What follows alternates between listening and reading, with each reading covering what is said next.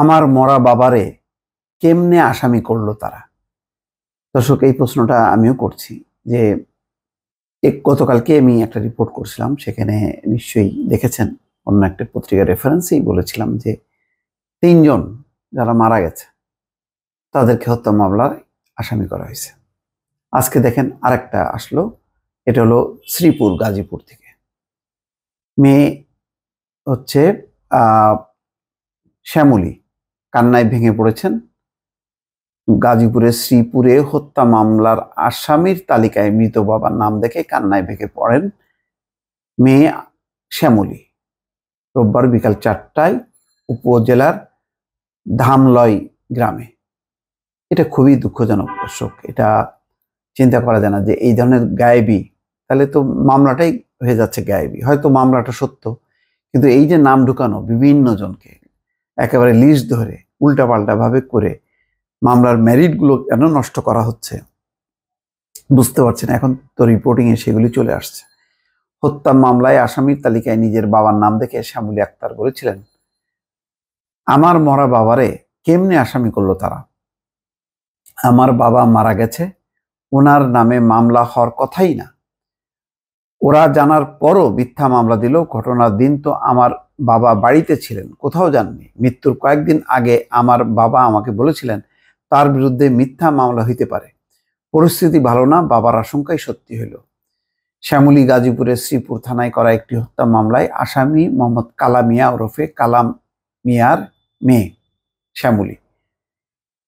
গত শুক্রবার শ্রীপুর থানায় মামলাটি হয়। কালাম মিয়া উপজেলা কাউরাইদ ইউনিয়নের ধামলয় গ্রামের শহর আলীর ছেলে। তিনি কাউরাইদ ইউনিয়ন স্বেচ্ছাসেবক লীগের সদস্য ছিলেন, খুব গুরুত্বপূর্ণ কেউ না।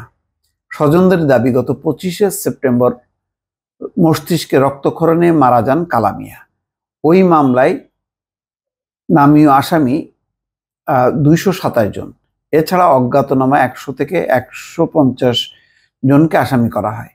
মামলার 170 নম্বর আসামি করা হয়েছে কালামিয়া। দেখেন কত জনকে আসামি করেছে, 170 জন। তার মধ্যে কালামিয়ার নম্বর হচ্ছে 170 জন। রোববার বিকেলে কালামিয়ার গ্রামের বাড়িতে গেলে সেখানে আশেপাশের বাসিন্দারা জড়ো হন। স্বজনরা ছাড়াও প্রতিবেশীরা মৃত ব্যক্তিকে আসামি করা নিয়ে ক্ষোভ প্রকাশ করেন। বাড়ির বারান্দায় দাঁড়িয়ে কালামিয়ার স্ত্রী মোসাম্মদ জাহানারা জানান, আপনারা বলেন মৃত ব্যক্তির নামে মামলা হয়, এটা ঠিক হয়েছে? আমার কিছু বলার নাই। এ সময় উপস্থিত কালামিয়ার ভাই মুর্শিদ শেখ বলেন, এমন ঘটনায় তারা হতাশ। মাত্র কয়েকদিন আগে ভাইকে হারিয়ে এমনিতেই তারা শোকগ্রস্ত। এমন পরিস্থিতিতে গত শনিবার রাতে তারা মামলার বিষয়টি জেনেছেন। এই মামলার বাদীকেও তারা চেনেন না। প্রতিবেশী মোহাম্মদ আলী বলেন, মৃত্যুর পর আসামি করার বিষয়টি আমরা মানতে পারছি না, এই বিষয়ে দ্রুত ব্যবস্থা চাই। মামলার বাদী এনামুল হক নামের এক ব্যক্তি, তিনি গণঅভ্যুত্থানে গুলিবিদ্ধ হয়ে নিহত আসামির ইন্তিশারুল হকের বাবা। বাদী এনামুল হক হচ্ছে নিহত আসামি ইন্তিশারুল হকের বাবা, অর্থাৎ 21 বছর বয়স। তার বাবা হচ্ছে এনামুল হক।